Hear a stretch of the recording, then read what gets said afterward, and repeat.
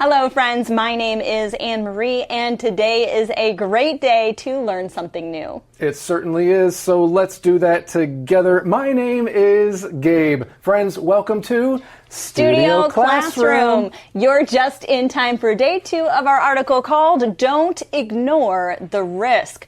We are talking all about risk assessment, and in yesterday's lesson we learned 2 very important terms: voluntary risk and involuntary risk. That's right. Some things we do in life on purpose, knowing that there may be a risk involved. That is volunteering or voluntary risk. Involuntary risk is the opposite. We may be in an environment, for example, like breathing in polluted air. We did nothing on purpose to contribute to the pollution, so it is involuntary risk. Anne-Marie, I am proud to say I have voluntarily removed a risk from my life. What is that? As you can see, I have no electronics in my hand because I have heard that sometimes electronics can pose a risk. So keep your iPad far away from me. Will do. Let's get started with the first reading of the day. Don't ignore the risk. Risk assessment, which combines science and data analysis, can be used to help communities better understand the dangers associated with various activities or environmental conditions. The goal is to reduce uncertainty and support smarter decision-making. Without proper risk assessment, people might either panic over minor dangers or underestimate serious threats. All right, friends. Gabe, I thought you said you removed a risk from your life. Yes, you're right. And then I remembered I have to teach, and it's more helpful when I have my iPad. That makes sense. Let's read together here, friends. Ready? Risk assessment, which combines science and data analysis, can be used to help communities better understand the dangers associated with various activities or environmental conditions. This is a very long sentence, friends, so let's break it down together. Okay, we see a couple of combined things that researchers used. One is science and, of course, data analysis. Data analysis is the process of studying numbers or facts to learn something. Here's an example of how you could use that in a sentence. We did a data analysis to understand the survey results. Now we also see this term communities in this sentence. A community is a group of people who live in the same area, or it could be a group of people that share something in common. For example, different communities came together to clean the park. So they can be used to help communities better understand the dangers associated with various activities or environmental conditions. When I think of dangers in this type of situation, I also think of the word threat. There could be threats involved. How does our lesson continue? Well, we read the goal is to reduce uncertainty and support smarter decision making. We see this word uncertainty here, friends, and this means you don't know what will happen, or maybe you don't know what is true and what is not. Yeah, we deal with uncertainty all the time. Nobody knows for sure what is going to happen tomorrow. We may have our plans, but nobody knows for sure. We can't be certain. There is a lot of uncertainty about the weather next week. Okay, now we also see this term decision making. Now, making a decision, of course, is the process of choosing what to do. That's right. Good decision making is important when working anywhere, really, but especially with a team. So we want to reduce uncertainty and support smarter decision making. We read, without proper risk assessment, people might either panic over minor dangers or underestimate serious threats. All right, we need to talk about this word underestimate. To underestimate something means to think something is less than what it really is. If you underestimate the danger of something, it means that something is really, really dangerous, but you don't think it is. So that could cause a lot of problems. That's right. The opposite is the word overestimate. For example, our sentence could read that some people might overestimate minor dangers. something couldn't be, or maybe isn't that dangerous, but people think it's really dangerous. They're overestimating it.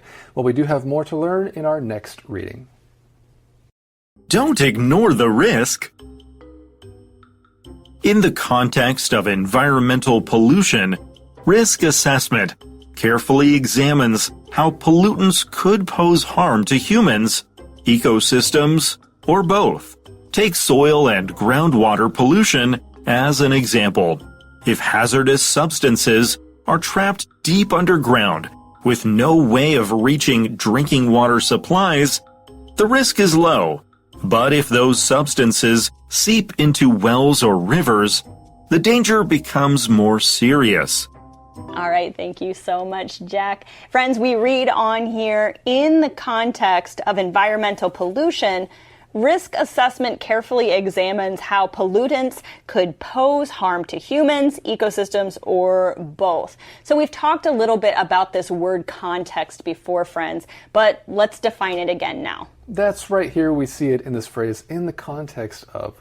We use this when talking about or thinking about something specific. For example, in the context of health, sleep is very important. Now, we also saw this word pollution or pollutants yesterday. Let's review it together now. Something that makes air, water, or land dirty and unsafe. This is a pollutant, or in general, pollution. That's right. Pollution from cars and factories really harms the planet. Sometimes we also talk about pollution that can't be detected or felt in your lungs, but maybe you think that something sounds really loud and annoying. Sometimes we talk about noise pollution, right? But we read on here, risk assessment carefully examines how pollutants could pose harm to humans, ecosystems, or both. Take soil and groundwater pollution as an example. Before we continue, let's take a look at groundwater. Okay, we've talked about this before on the program, friends, but let's review it together. Groundwater is water that is found under the ground. Here's an example. Many people use groundwater for drinking and farming. Okay, so we're taking a look at soil and groundwater as an example. If hazardous substances are trapped deep underground with no way of reaching drinking water supplies, the risk is low. Okay, so basically, if these hazardous materials or dangerous materials are very far away from us, the risk is low. That's what that word hazardous means, by the way, dangerous or harmful. But if those substances seep into wells or rivers, the danger becomes more serious. That's right. Well, there's another word we want to talk about here, and that is the word trapped. Okay, if something is trapped, that means it is stuck. It's unable to escape. So we were talking about how sometimes there is something that is trapped kind of very far away, and so it can't make its way into where communities are. Oh, that's a good point. Or you could say that a bird was trapped in the cage and couldn't get out. The idea is that something is stuck and can't move. So the problem here is that there's no way to get these things that you need, and you're kind of in a situation where you're stuck. Yeah, that's right. That's the idea of being trapped, right? So those kinds of things pose less of a risk, and in our last sentence we see, of course, there are some things that pose more of a risk. The danger becomes more serious if those substances seep into wells or rivers. You've heard us use this word pose as well when it comes to risks or threats or dangers. Sometimes we talk about things posing a risk. That's right. All right, friends, we have more to talk about in just a moment, right after today's InfoCloud. Don't ignore the risk. Risk assessment can be as simple as calculating probabilities or as complex as an integrated process involving various data and models. If a site has already been contaminated, risk assessment can help identify the best way to control or eliminate the contaminants. When there is no immediate danger and exposure to contaminants can be prevented, risk assessment can guide safe strategies for reutilizing the land, such as the construction of new structures. Taiwan's government has already incorporated the concept of risk assessment into laws and regulations to help prevent and control environmental hazards. By understanding and embracing the principles of risk assessment, we can make better choices, not just for ourselves, but for future generations as well. Okay, friends, it's time to see how our article is going to end. We read, risk assessment can be as simple as calculating probabilities or as complex as an integrated process involving various data and models. There are a lot of big words in this sentence, friends. Let's look specifically at that word calculating. Well, if you are calculating something, that means you're finding an amount using numbers or very careful thinking. He's calculating how much money he needs for the trip, for example. And of course, this word always makes me think of a calculator, which is a special machine to help you do things with large numbers. So we see here that risk assessment can be very simple. And one of these simple examples is to calculate probabilities. But risk assessment can also be more complex, and that's when you're using a lot of different data and integrating it together. We read on, if a site has already been contaminated, risk assessment can help identify the best way to control or eliminate the contaminants. We have some good words here to look at, friends. The first one is contaminated. This is made dirty or unsafe by harmful substances. For example, water could be contaminated. The water was contaminated and so therefore not safe to drink. And there's a related word, of course, you see at the end of this sentence, and that is the word contaminant.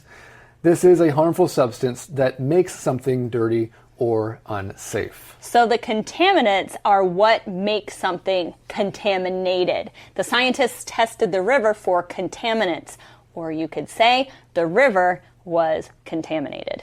Well, those words contaminated and contaminant always make me think of the words pollution or pollutants. I guess one small difference might be that contaminants are the specific things that are causing pollution or something to be contaminated. We read here, when there is no immediate danger and exposure to contaminants can be prevented, risk assessment can guide safe strategies for reutilizing the land, such as the construction of new structures. What does it mean to reutilize something? It means that it was useful in the past, or it was being used for something, and then maybe it's not useful for that thing anymore, or maybe it has become unusable, but now we're reutilizing it. We're finding ways to use it again. Now we move on here and read, Taiwan's government has already incorporated the concept of risk assessment into laws and regulations to help prevent and control environmental hazards. All right, we have a few more big words here, friends. I know this lesson has a lot of big words and some long sentences. You are doing great. Let's take them one at a time.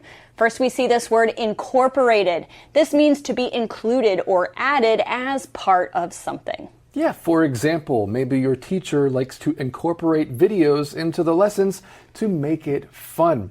So of course here we're talking about how the government has already incorporated the concept of risk assessment into laws and regulations. Regulations. What is a regulation? That is a rule made by an authority to control something or regulate something. Here's an example of how you could use regulations in a sentence.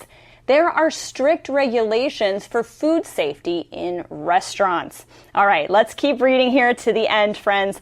By understanding and embracing the principles of risk assessment, we can make better choices, not just for ourselves, but for future generations as well.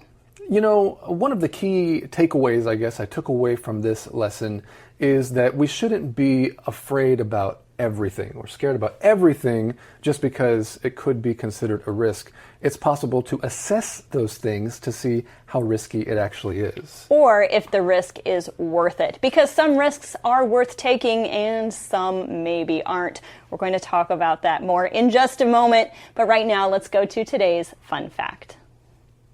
We've reached the end of our lesson, friends, which means it's time for a talk about it question. Here we go.